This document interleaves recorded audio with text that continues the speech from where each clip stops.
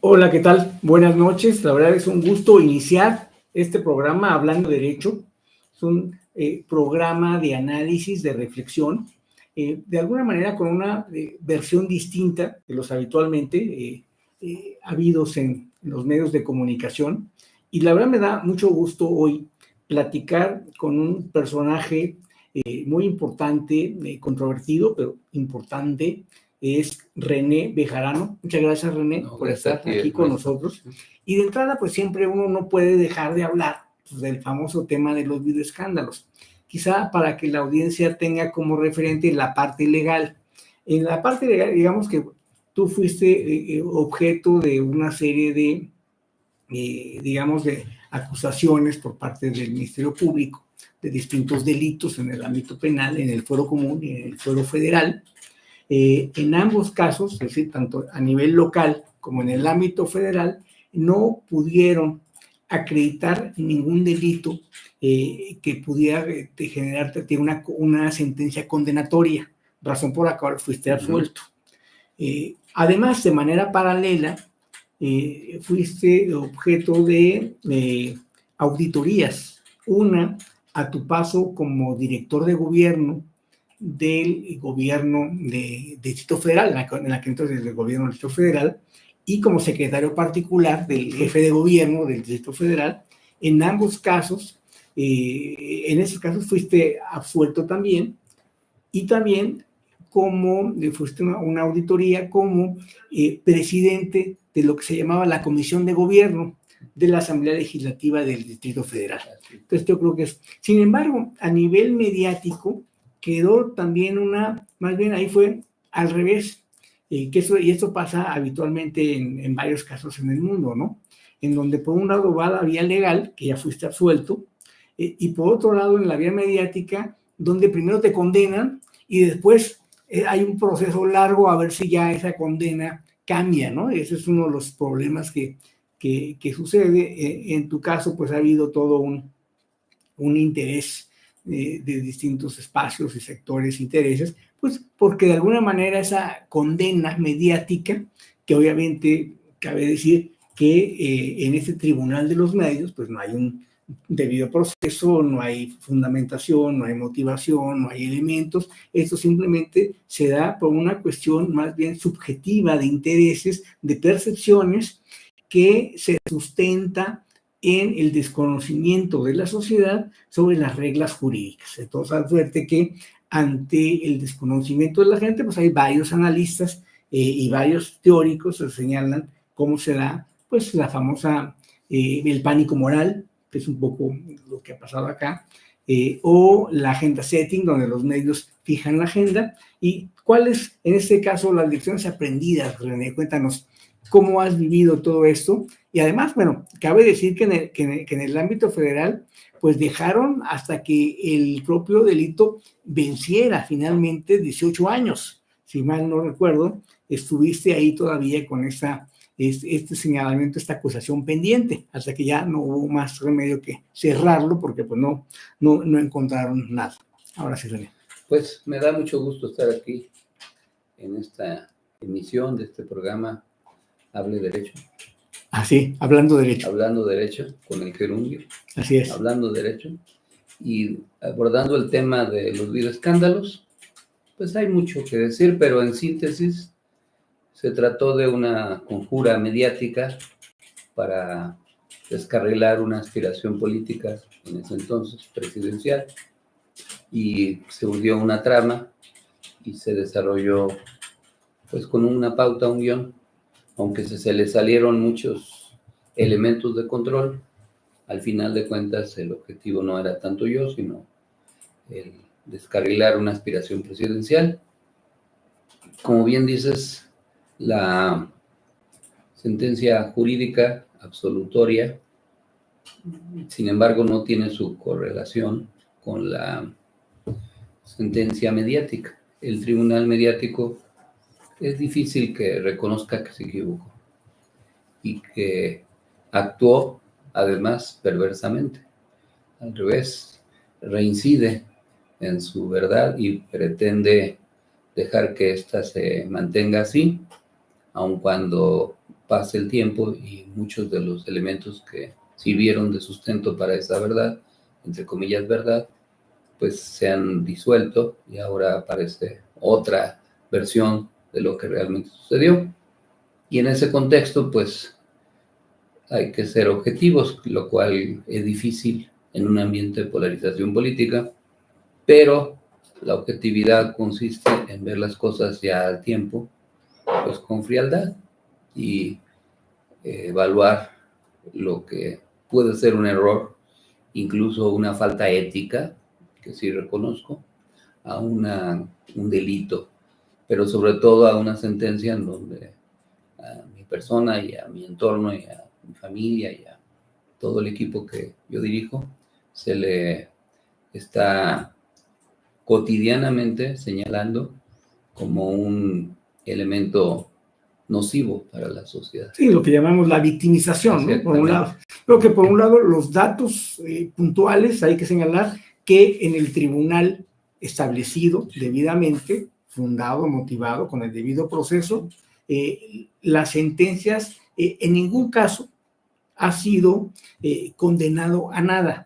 Ha sido absuelto. En tu caso, estamos hablando en tu caso. En mi caso. Hubo otras personas. No, estamos hablando de René Bejarano. O sea, ese caso es de René, no de ti. Sí, fueron acusados y señalados y sentenciados. No, pero de ti, que es el tema que es el que nos ocupa. En mi caso no. No hay esto, sin embargo, en la parte mediática, pues cada que hay un proceso electoral, viene otra vez como si no hubiera habido nada, como si la parte legal, que se supone que debería orientar la conducta de todos en una sociedad civilizada, otra vez parece olvidarse y otra vez viene otra vez el tema de manera recurrente, como tú lo señalas, ¿no? Es un proceso sociológico que se le denomina como demonización en la vida, en diversos momentos históricos. Se encuentran personajes que vinculados a un hecho X y se le vuelve un prototipo de la negación de todos los demás. Y a ese prototipo de algún ser malvado, en cualquier ámbito, se le demoniza, se le señala, se le sataniza. Entonces, en mi caso se hizo eso así, como una especie de sacrificio expiatorio para condenar a mí, pero salvarse todos los demás. Exacto. Bueno, aquí hay un autor, Cohen, que tiene un texto muy conocido precisamente que se llama Los demonios, precisamente que habla sobre lo que se llama la teoría del pánico moral. El pánico moral es ubicar que hay una persona que socialmente es nociva, es, digamos, negativa, razón por la cual tiene que quedarse marginada al margen de esto y esto, que es lo que llamas tú de la demonización. Esto se le llama a nivel de comunicación política el pánico moral, y es Cohen el autor. En esta lógica, pues sin duda, obviamente habría que desear que pues la conducta legal pues vaya por el mismo sendero que la conducta mediática, ¿no? Y entrando esto en un tema, y esto es importante porque pues en los próximos días va a venir el señor Ahumada a México y seguramente pues van a intentar otra vez reproducir estas cuestiones cuando claramente pues están las cosas jurídicamente muy claras y éticamente en los medios deberían también estarlo, porque esto es una obligación de los medios pues conducirse conforme a derecho, conforme a las normas establecidas, y no hay elementos jurídicos, no hay porque pues, ya las sentencias son absolutorias, pero bueno, esperemos que esto vaya pudiendo cambiar paulatinamente. Otro tema que es muy importante y que estamos hoy en este momento de coyuntura viviendo es el tema del Poder Judicial. Estamos hablando de que hay la propuesta o la iniciativa presidencial de reforma constitucional de que los ministros, los magistrados, magistradas, jueces, juezas de distrito en el ámbito del Poder Judicial de la Federación y en el ámbito del Fuero Común, es decir, de los poderes de los estados, sean electos por el voto popular. Y eso se señala que no es correcto porque va a generar una politización y va a haber una afectación por los niveles de ausencia de criterios de elegibilidad de los candidatos o candidatas a ocupar esos cargos, y bueno, y hay finalmente pues un riesgo de que lo que se ha avanzado en México, sobre todo en el ámbito de jueces y magistrados, en el ámbito federal y del fuero común, pues se vea afectado por la llegada de personas que son populares, pero pues no sean necesariamente competentes desde el punto de vista jurídico. ¿Cuál es tu postura sobre este tema, René? Bueno, yo argumento este tema en dos niveles. El primero, en el de la coyuntura específica. Efectivamente, hay la intención de que ahora que se instale el primer periodo ordinario del primer año de la siguiente legislatura, que ya no sé qué número sigue, que empieza el 1 de septiembre, sí, se dictamine la iniciativa llamada de Poder Judicial, que establece, entre otras cosas, la posibilidad de que los ministros de la Corte sean electos mediante un sistema de votación universal, directa y secreta de los ciudadanos, con un criterio de que la propuesta para ser candidato vendría de varias fuentes. Uno es el Poder Ejecutivo, otro es el propio Poder Judicial y otro es el Congreso de la Unión. Ese es el filtro para que se tenga confianza de que no cualquier persona va a ser propuesta. Es decir, para que, por ejemplo, el Congreso decida postularte a ti, pues tú tienes grandes credenciales. No, no soy. Por poner un ejemplo, ¿no? Bueno, cambio de ejemplo, pero que proponga a quien sea. Sí. Pues obviamente tiene que ser una persona con trayectoria, con experiencia, con formación, con probidad ética, con buena imagen. Se le tendrá que investigar, como en Estados Unidos. Bueno, pero eso no está en la iniciativa, no, ¿eh? Que en Estados Unidos sí, para ser ministro, o en este caso juez de la Suprema Corte. Pero la propuesta es el filtro. Sí. O sea, ¿a quién se va a proponer? Exactamente. A un señor que va pasando por la calle, pues no, ¿verdad? Aunque cumpla con los requisitos constitucionales o legales. Sí, pero digo, para ser presidente de la República basta con tener 35 años cumplidos y tener un modo honesto de vivir. Y ya, claro. Y no haber sido condenado, ¿no? Por delito que merezca pena corporal y tener una buena imagen. Pues alguien que tenga el apoyo popular, el apoyo, pero no a los partidos. Pero hay 120 millones de mexicanos que cumplen los requisitos. Exactamente, que es el problema y que estamos hablando en el ámbito de los juzgadores. Postulado, una cosa es cumplir requisitos y otra cosa es ser postulado. Pero no me quiero detener en lo secundario. Ese es el tema. Lo secundario no es lo principal, valga la expresión. Lo principal es si procede o no hacer una reforma del Poder Judicial. Esa es la primera pregunta. ¿Estamos conformes con el Poder Judicial tal cual funciona, tal cual está? ¿O es perfectible? No, si no es perfectible. Bueno, obviamente. ¿Ha habido reformas al Poder Judicial? Sí. Cedillo hizo una reforma en donde cambió, de 22 a 11, ¿no? Pero cambió a todos los ministros de la Corte. Correcto, sí. Y fue la ley Fix-Anubio, ¿te acuerdas? Uh-huh. Y a lo largo de los años han hecho muchas reformas, como la creación del Consejo de la Judicatura y muchas cosas. Bueno, ¿qué tipo de reforma se tiene que hacer al Poder Judicial? Hay dos niveles. Discutir y aprobar esta reforma, que todavía no está acabada. Por ejemplo, se está discutiendo si se puede ir haciendo de manera escalonada. Una reforma constitucional de este tipo implica otras leyes. Por ejemplo, siendo materia electoral, pues se tiene que modificar la parte electoral, porque ¿cómo se van a elegir? ¿Bajo qué distritos, qué circunscripción?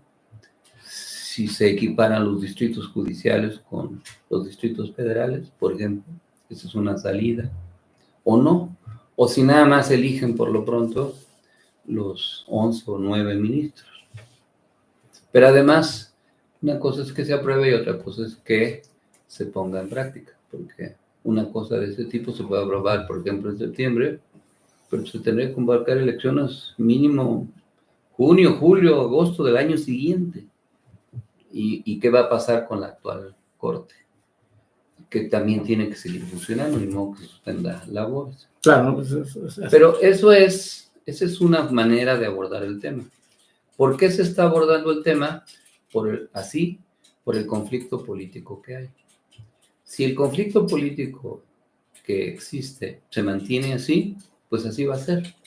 Va a ser una votación, que se va a aprobar o no en la Cámara de Diputados, seguramente se aprobará, en el Senado pues ya se verá si se junta la mayoría calificada y qué contenido tiene el dictamen, porque una cosa es la iniciativa y otra cosa es el dictamen, y hasta los transitorios del dictamen. ¿Y tú crees que haya diferencias entre la iniciativa sin con lo que finalmente salga? Claro, que no haya alguna, porque bueno, el presidente es muy No, claro en que admite que haya diferencias en la forma, pero en el fondo, Bueno, en el voto popular no.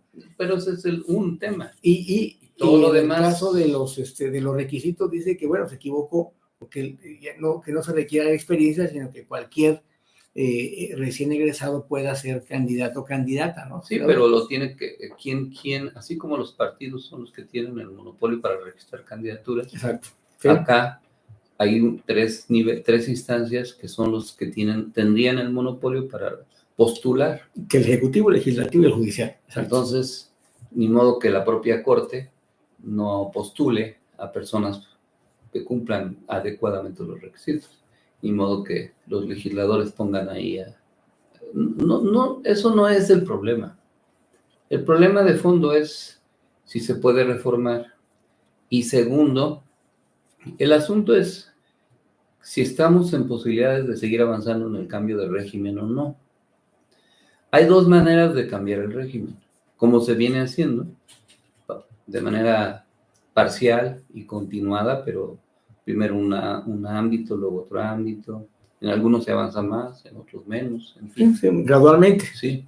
O si estamos en condiciones, por ejemplo, si la oposición cambiara de manera de ser de oposición sin dejar de serla, de convocar a un Congreso Constituyente. Porque el tema del judicial es un tema. Claro. Están los autónomos, te quedaron pendientes reformas que fueron controvertidas constitucionalmente, como la de la Guardia Nacional. Acaba de presentarse hoy otra controversia constitucional por la ley de amparo. Exacto. Y por el indulto, etcétera. Y hay otros N temas. Sí, por la amnistía. Ajá. La amnistía, el indulto. Sí. Bueno, ¿podemos seguir así?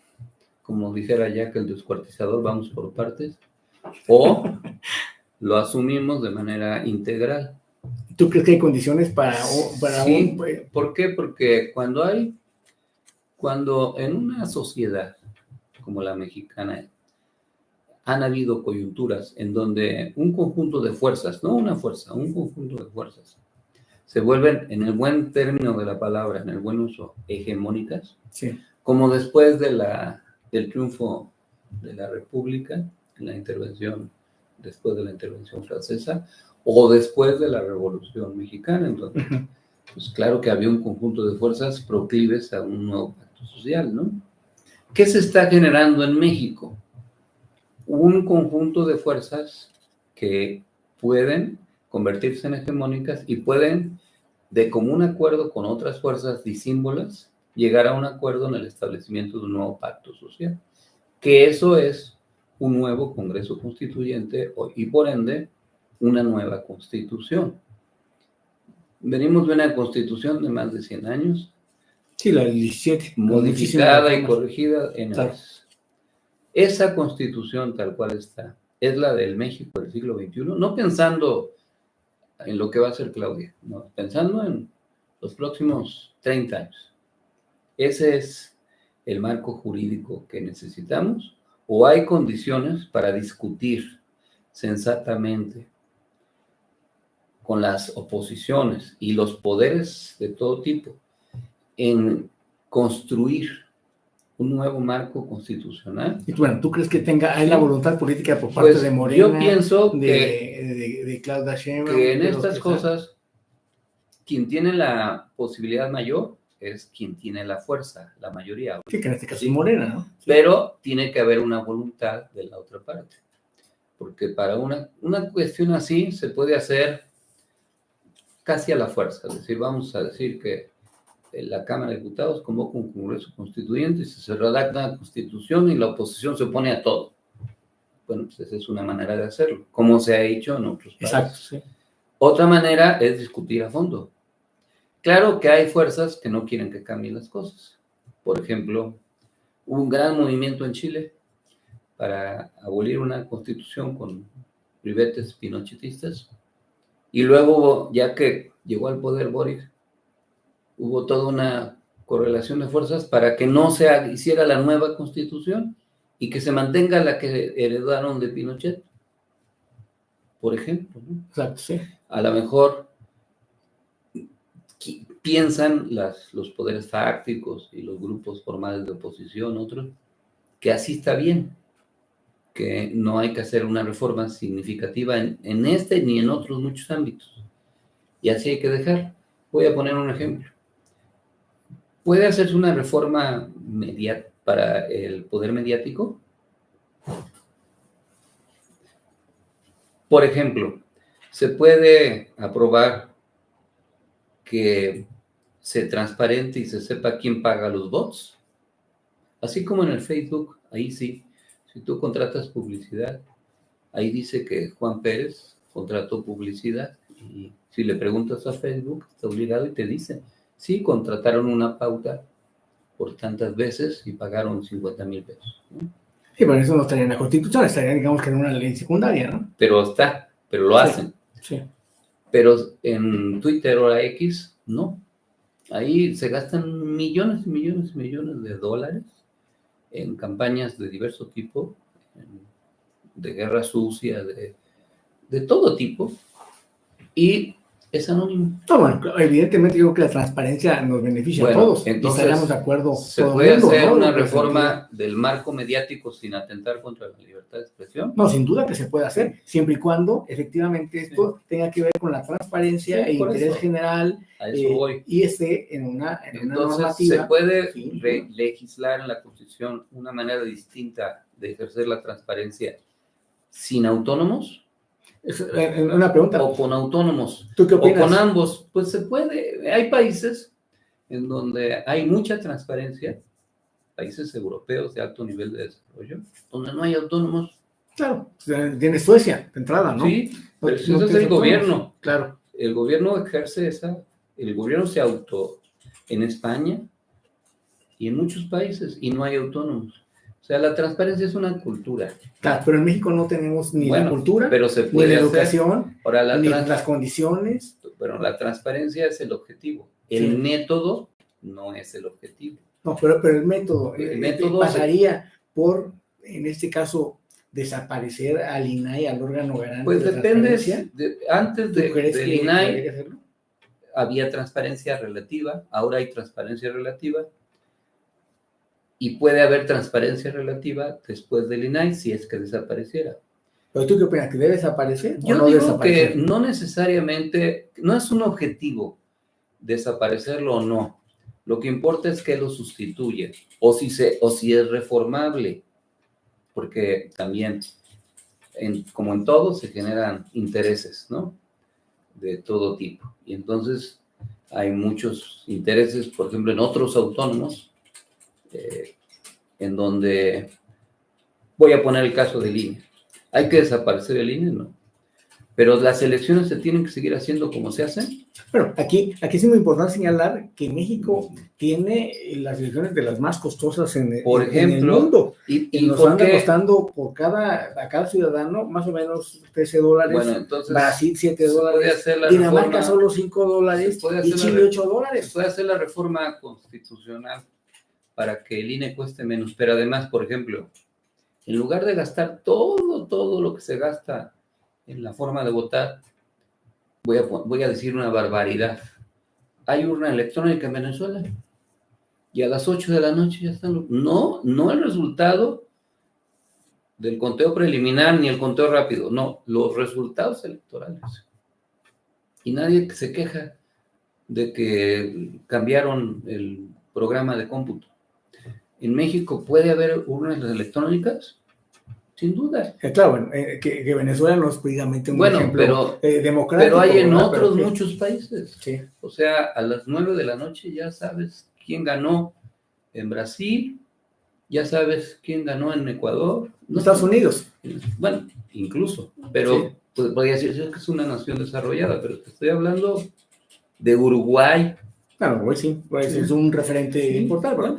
Aquí, por ejemplo, ahorita, en Uruguay, cuando perdió el Frente Amplio, a las 9 de la noche ya se sabía. Y fue por poquito, ¿eh? Cuando le ganó Lula a Bolsonaro, fue por 2 puntos de diferencia en la segunda vuelta. O sea, no estamos hablando de unas grandes diferencias. Entonces, ¿se puede reformar eso? Eso implica una reforma constitucional. Y podemos seguir el camino tortuoso del pasado, de hacer 20 reformas constitucionales, o discutir de manera integral el nuevo modelo constitucional. La Constitución y todas sus leyes reglamentarias se puede simplificar. Los 135 artículos creo que hay. Se pueden circunscribir y hay que poner otros que no existen sobre temas fundamentales. Y esto tiene que ver todos los ámbitos. Yo creo que la oposición todavía está en shock por los resultados del 2 de junio. Pero las inteligencias colectivas de la oposición y de la 4T no harían mal en sentarse a reflexionar. Bueno, unos ya ganamos, otros ya perdimos. O ya perdimos, o ya ganamos, como sea. Unos ganaron, otros perdieron. ¿Qué sigue? Lo mismo, vamos a reeditar la narrativa de la disputa de 6 años del gobierno de López Obrador, o se puede construir una manera distinta de entendimiento, sin renunciar a cada quien en sus posiciones. ¿Tú crees en las condiciones? Yo pienso que las condiciones se construyen, y para empezar se construyen hablando. O sea, con el diálogo. Sí, expresando públicamente. Claro. ¿Y crees que en este sentido Morena y... Yo pienso que Morena tiene la inteligencia política suficiente para avanzar. Claro, si tú me dices que se va a aprobar regresar a la reforma educativa de Peña Nieto, pues eso ya no va a ser, ¿no? Okay. Pero, ¿podemos aspirar a un nuevo modelo educativo? ¿Podemos aspirar, por ejemplo? Pues sí, ya hay muchos modelos viejos, desde Torres Bodet, desde la reforma educativa de Bravo Aguja, la de Revolución Educativa de Reyes Heroles, la de Peña Nieto y todo lo que se hizo. Bueno, pensando en el México actual, ¿qué acaso no se puede hacer todo un proceso de educación aprovechando las redes sociales, la digitalización? Por ejemplo, en el debate de los libros de texto gratuito.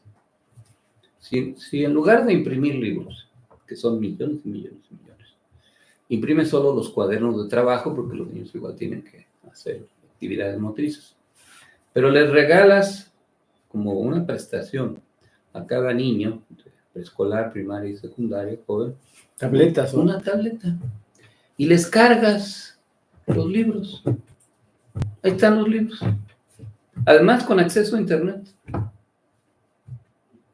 Pues eso se hizo en la pandemia, ¿no? Es una necesidad. ¿Tú consideras que en lugar de hacer este camino de reforma por reforma y todo, que esto hagamos un congreso, es decir, un congreso constituyente? O sea, donde se llama en derecho o en sociología un nuevo pacto social. Claro, así es. Y el nuevo pacto social abarca todos los temas. El combate a la inseguridad. Por ejemplo, no hay un apartado de la Constitución sobre la cultura de paz. Ese es un tema del siglo XXI. Sin duda. Eso no estaba en el constituyente del 17. Está el tema ¿no? de los derechos de los seres sintientes, los animales, la naturaleza, el calentamiento global.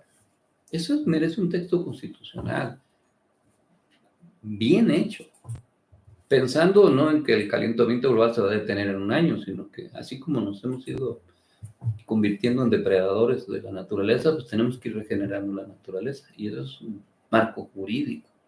Entonces tú planteas que hagamos todo una... Ese es un camino. O sea, ¿pero crees que hay condiciones para yo pienso que hay que construirlos. O sea, claro, después de una revolución quedaron muy dañadas las relaciones, después de una guerra de intervención, pero hubo acuerdos. En el constituyente del 17 no era unanimidad. O sea, si tú revisas, tú eres abogado y conoces todo eso, para que te voy a platicar, pero pensando en la gente, sí, claro. Ahí había debate profundo de muchos temas. El gran aporte fueron los derechos sociales, el gran aporte, pero el 27, el 123. Sí, pero no había consenso en todo. No, o sea, por supuesto que no, claro que no. Analizas lo que decía Félix Palavicini y otros constituyentes sobre diversos temas. Eran verdaderos intelectuales y personajes con una sólida formación, que tenían una concepción del mundo y de la vida y que lo tradujeron en un texto. Y se pusieron de acuerdo. Muchas cosas no quedaron. No transitaron. Otras sí. Bueno, en el México del siglo XXI, para el México que sigue, hay dos caminos. Si no hay entendimiento, pues entonces Morena va a avanzar en lo que pueda. Como pueda. A tumbos o a la fuerza o basado, dicho de otra manera, en la correlación de fuerzas. Vamos a poner un escenario, bueno, pues, la oposición se opone a todo y no acepta nada y vota en contra en bloque también. Pues Morena vota a favor en todo y no acepta nada, ¿no? Pero vamos a suponer, está el dictamen. Se puede negociar sin cambiar lo sustancial de las iniciativas, pero enriqueciéndolo. Mira, por ejemplo, yendo a lo pragmático, en la Corte, en noviembre sale Luis María Aguilar, ¿no? Y con el texto actual, que lo hizo el PRI, pues ya el caminito ya se hizo con leña. Se presenta una terna, no pasa, se presenta otra terna, no pasa, y la siguiente nombra. Y designa, claro. Que sigue. Y entonces ya con eso, pues ya no va a haber mayoría para hacer declaraciones de inconstitucionalidad. Claro. Pero, ¿eso es lo más conveniente? No, bueno, por supuesto que no. Pero eso es lo que puede pasar. No es lo que puede pasar. Bueno, entonces, y además ya dijo la ministra Norma Piña que si se aprueba la reforma ya renuncia.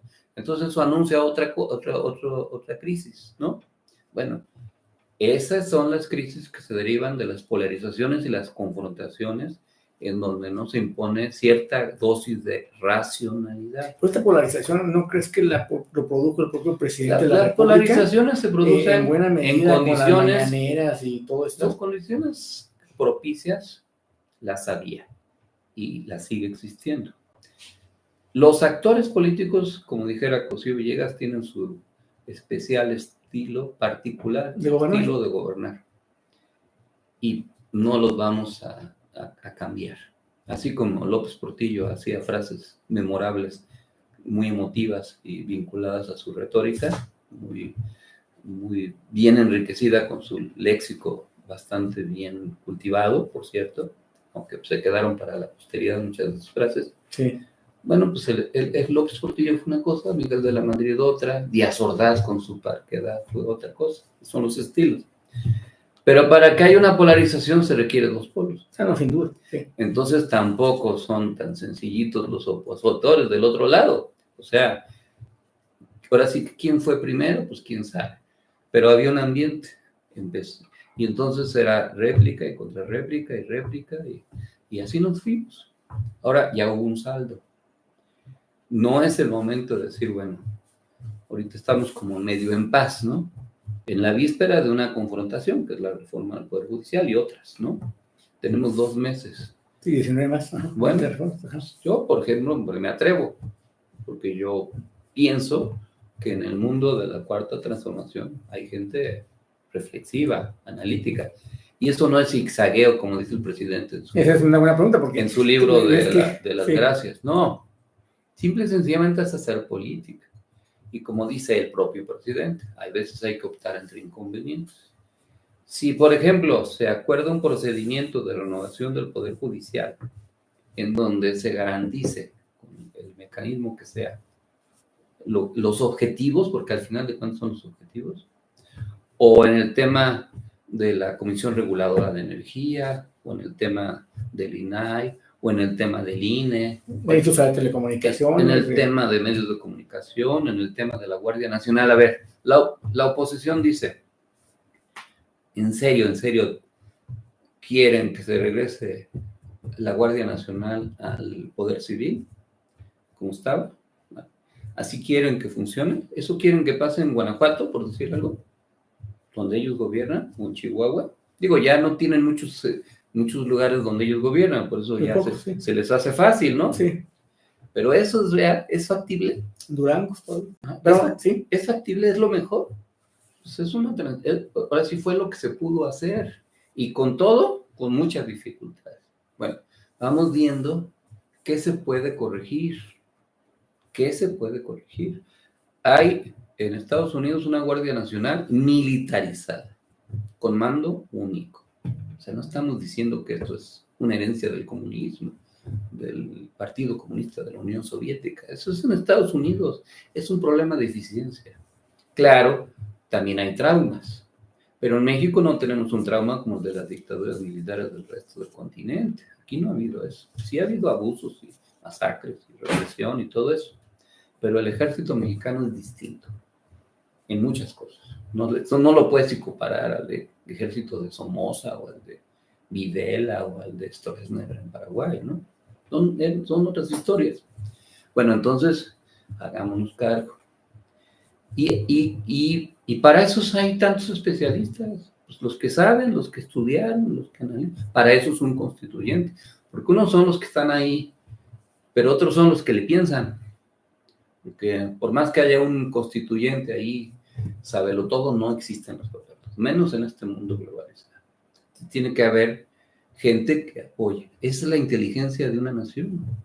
Ahora, pues claro que se tienen que hacer cargo cada quien de hacer a un lado sus monstruitos propios o construidos y decir, bueno, pues hay que bajarle, hay que sentarse a discutir. Si en las guerras, cuando se acaban, se sientan. ¿Por qué en las guerras no matan a los generales o a los capitanes o a los comandantes? Porque son los que firman la paz. Así se acaban las guerras. Y tiene que haber un interlocutor. Entonces las oposiciones que se generan su interlocución sensata. Nada más que la oposición ahorita está en crisis. ¿A poco de veras crees que Alito va a tener ese tamaño político? No lo va a tener.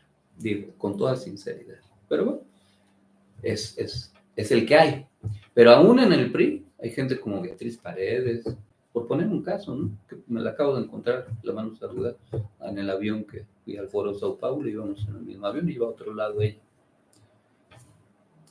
Y así hay mucha gente en todos los niveles. Bueno, yo creo que en lugar de seguir desmenuzando y peleándonos por cada uno de los pedacitos, mejor pensemos en la integralidad. Claro, hay dos caminos. Lo más probable, yo calculo, es que vayan a hacer las dos cosas.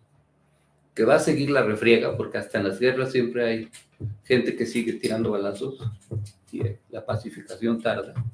Pero también, cuando los mandos empiezan a controlar, ya empiezan a regular, ¿no? Entonces, a ver, que se paguen los impuestos que los tengan que pagar, sí.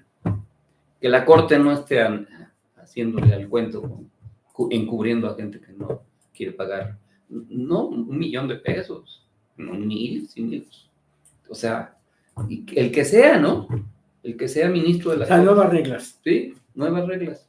Y ajustadas, digamos, al interés general. Una nueva realidad. A una nueva realidad. Hay un cambio generacional. Sí. Entonces, también tenemos que pensar, mira, el neoliberalismo duró 36 años, hasta Andrés Manuel. Vamos a pensar, ojalá, que la 4T dure 36 años. Estamos hablando de 2054.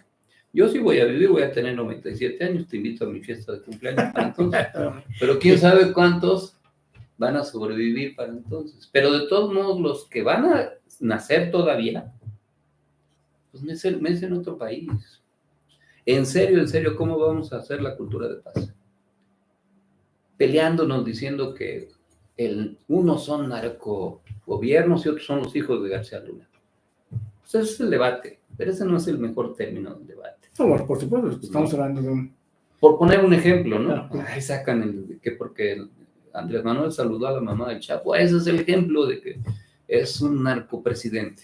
Por favor, eso es maniqueo, ¿no? Y también se puede decir, bueno, pues no porque García Luna es lo que es, presuntamente, ya todos son iguales. Tampoco, o sea, tampoco es así. Tiene que haber, pero claro, cuando el debate es así, fuerte, acre y muy apasionado, pues entonces no hay manera de entenderse. Pero vámonos tranquilizando. No se trata de renunciar a nada. Las razones pueden estar de cualquier lado. Pero además, ese es el conocimiento. Es la síntesis de muchas razones. Es lo que al final se termina imponiendo. Ojalá, René, que tus palabras efectivamente llamadas a la razón, a la prudencia, a la inteligencia, tengan cabida no solo en Morena, sino también en todos lados. Oposición. Que cada quien guarde ¿sí? a sus voceros beligerantes, todos, ¿no? o voceras, sí. Que ya no haya exabruptos, ni sustos, ni difamaciones, ni actos grotescos en las cámaras, ni que nadie se disfrace de nada, que se eleve el nivel. Mira, cuando yo fui diputado, que todos están de acuerdo con eso. Cuando yo fui diputado, yo por lo menos, ¿no? A mí me tocó la fortuna de convivir y compartir, aún en condiciones con verdaderos tribunos. O sea, ahí estaba Juan de Dios Castro Osuna. Yo del PAN tengo muchas diferencias sí. con Diego, pero pues, es un excelente tribuno, un abogado, y daban argumentos, y no se subía Juan de Dios Castro a decir, ustedes son unos tales por cuales. No, se guardaba silencio, había respeto, porque había nivel, había cultura legislativa, había una inteligencia colectiva funcionando. Pero creo que nadie, eso se degrada. En su sano juicio podría estar en contra de lo que dices, porque es un llamado a la prudencia. Ahora, hay buenos legisladores, sí. Nada más es generar el ambiente. Claro, si vamos a una jugada de vencidas y a ver si juntamos los 2/3 o no los juntamos, y a ver cómo rompemos el quórum, y a ver si tomo la tribuna, y a ver si pues ya sabemos lo que va a pasar. Pero no es el ambiente. Cada vez que hay un nuevo gobierno, se abren condiciones. Claudia dio un mensaje el día de su triunfo. La oposición no ha contestado. O sea, ella tendió la mano. ¿A quién le toca decir? Vamos. ¿Quién es el que tiene que ser generoso? El que gana. Pero el otro tiene que ser racional y no suicida. Por el camino que van. O sea, ¿el PRD va a recuperar su registro con ese camino? Pues no va a pasar. Eso es como revivir un cadáver insepulto. Eso no va a pasar. Tiene que haber una nueva manera de hacer las cosas. Y estamos en el momento. Y por eso yo digo, empecemos con un tema. Por ejemplo, no es solo la reforma del Poder Judicial, está el tema de la ayuda a las mujeres mayores de entre 60 y 64 años.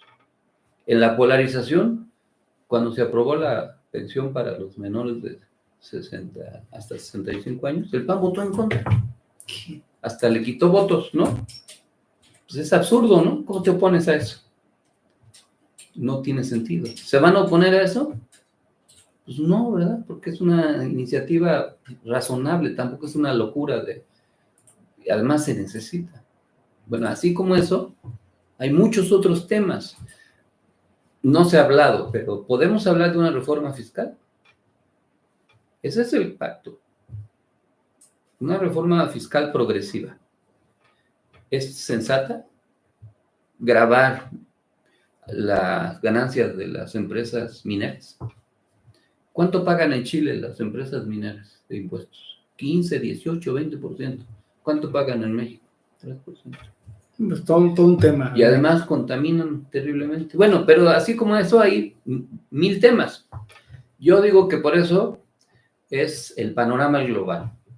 Ahora, si eso no avanza, pues entonces sí, vámonos a a que continúe la guerra de guerrillas como a los enfrentamientos múltiples, pero ya vimos que pasó. Y sabemos qué va a pasar. Exacto. Eso, o sea, ahora, si Andrés gracias, Manuel avanzó con las condiciones que tenía, ahora Claudia tiene mejores condiciones. Yo no creo que vaya a haber otra pandemia de 2 años. A Claudia le va a ir mejor. Entonces, si a Claudia le va a ir mejor, ¿qué es mejor? ¿Pelearse con Claudia o negociar con ella respetando sus puntos de vista? A la oposición, ¿qué le conviene más? ¿Profundizar la contradicción para seguirse desgastando?